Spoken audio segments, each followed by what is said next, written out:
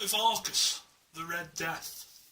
When death plucks souls from judgment, it is not because they led exemplary lives, it is because of the palpable potential within them. One such creature is Avarkus, a despot during the first flush of civilization on the earthly plane. This greedy merchant lord hoarded worldly goods and indulged in pleasurable experiences at the expense of others. His subjects eventually formed a vengeful mob and killed him as recompense for his monstrous appetites. In the underworld, Gethsemane reshaped Avarkus's body into a form more true to his nature, but his soul was attracted to spirit instead of to flesh. You will discover that not all aspects of any faction are either good or bad, and Avarkus shows that unresolved mortal sins can fester for eternity.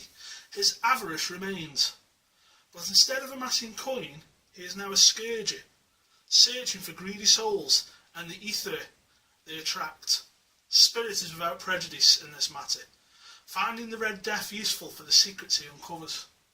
Even so, you'd be wise to give him a wide berth, and the depths of his audacity have never been plumbed.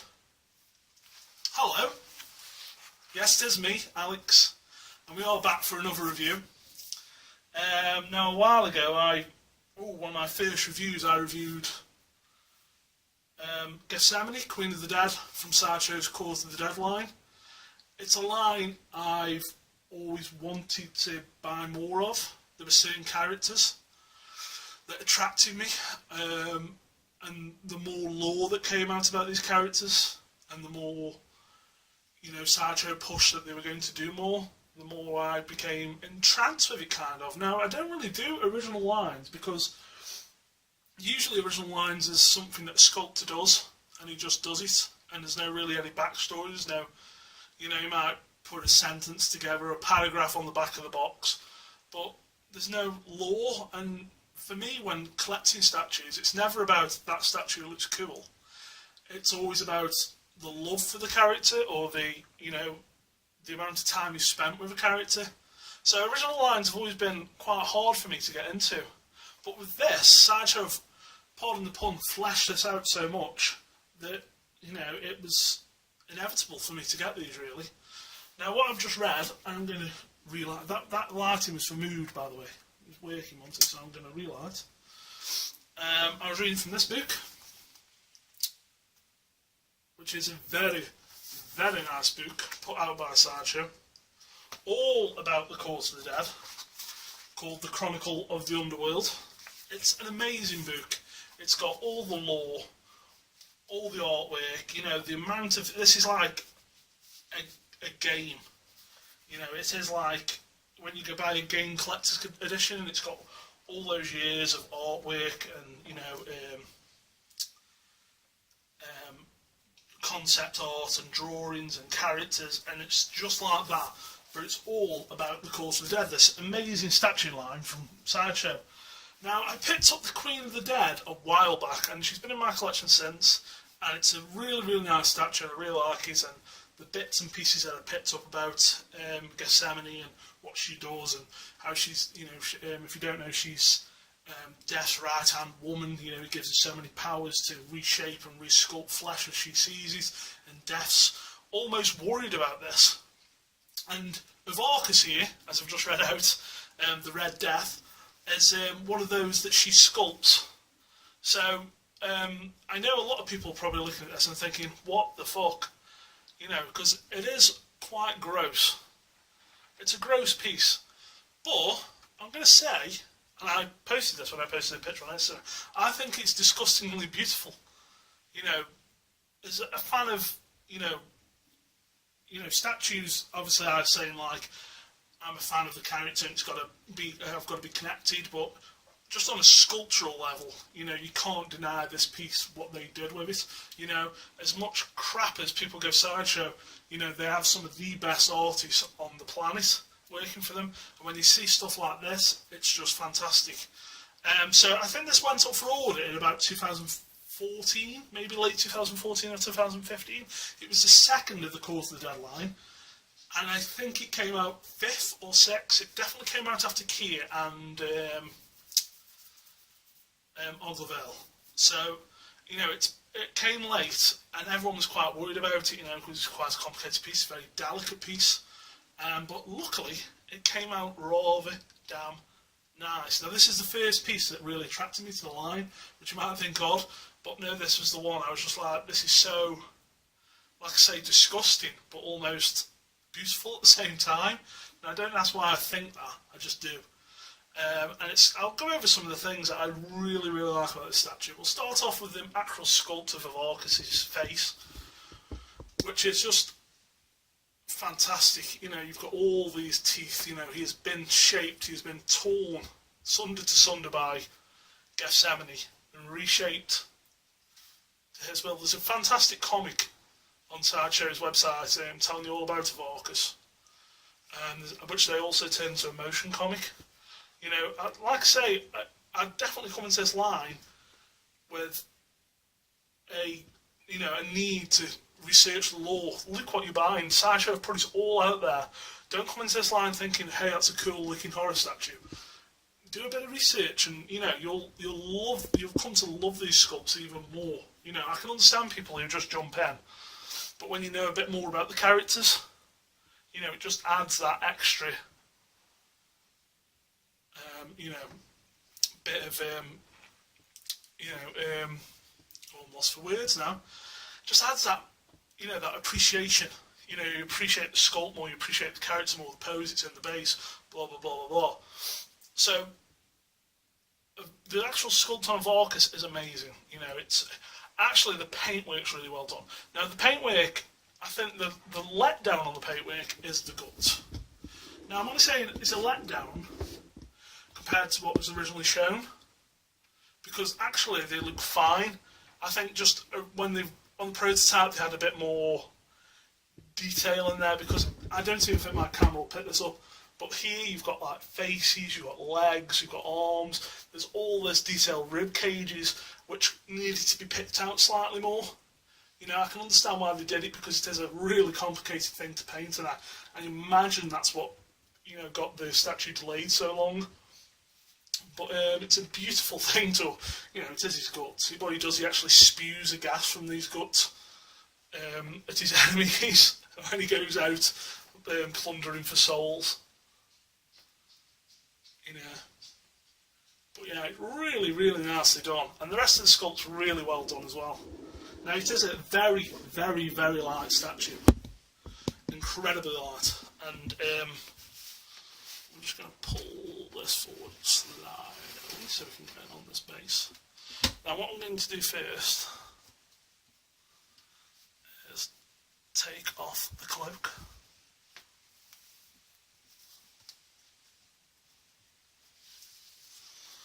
Which is a huge, huge, heavy piece of material. You've got the collar here, which has got bendable wiring. You know, and then you've got this lovely, lovely silky inside, and there's a wire running along the bottom here, so you can shape the cape how you want it. This cloak, I should say. And then on the back of the cloak, all these faces, these souls that Avarkus has taken, stitched, completely in pain. And from what I can see, most of them seem to, it's not a repeating pattern. Oh, it might be, but there's enough there to, you know, you're not seeing the same face constantly over and over again. Now, I don't even think I'll be able to show you the full width of this cape, but I'll hold this upside down and we'll go from there.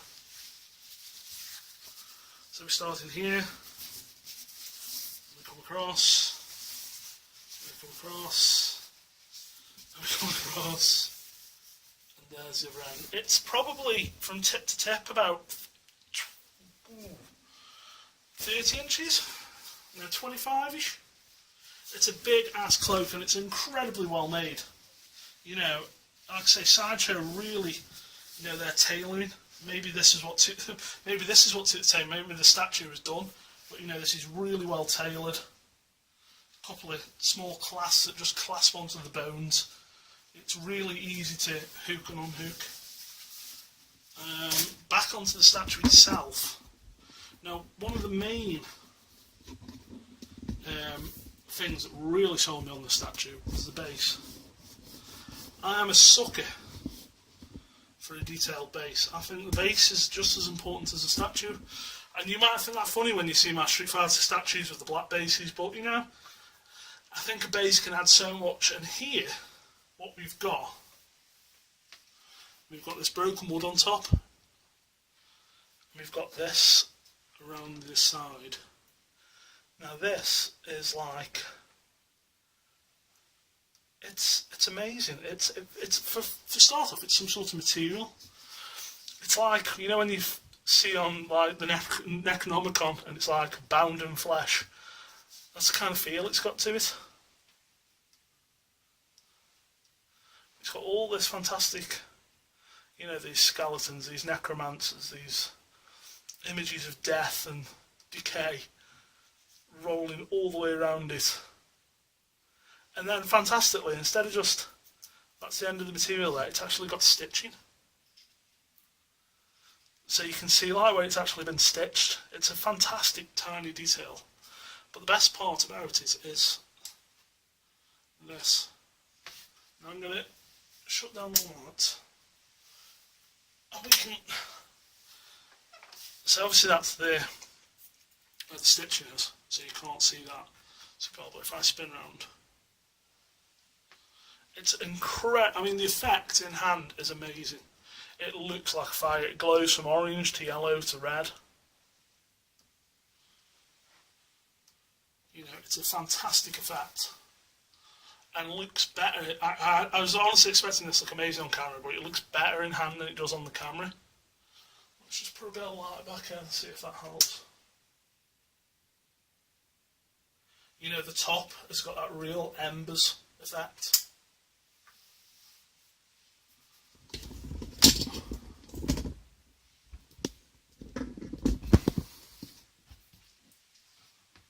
And then you can see all this artwork running around the edge, which is just, you know, and with the effect of the fire, it's just stunning. This is a piece that I wish they had done so you could plug it in, because I think it you know, it's like otherworldly when the light's on.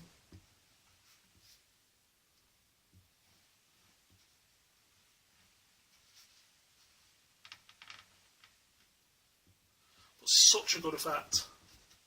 Such a good effect.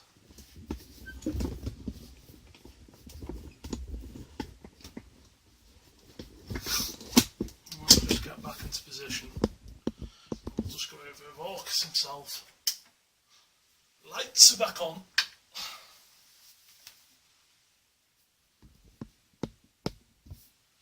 So there we got, let's say, fantastic base. Now, how he pegs in. It's a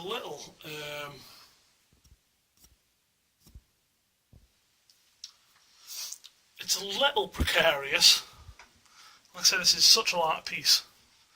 It's literally that. Those two pegs slot deep in.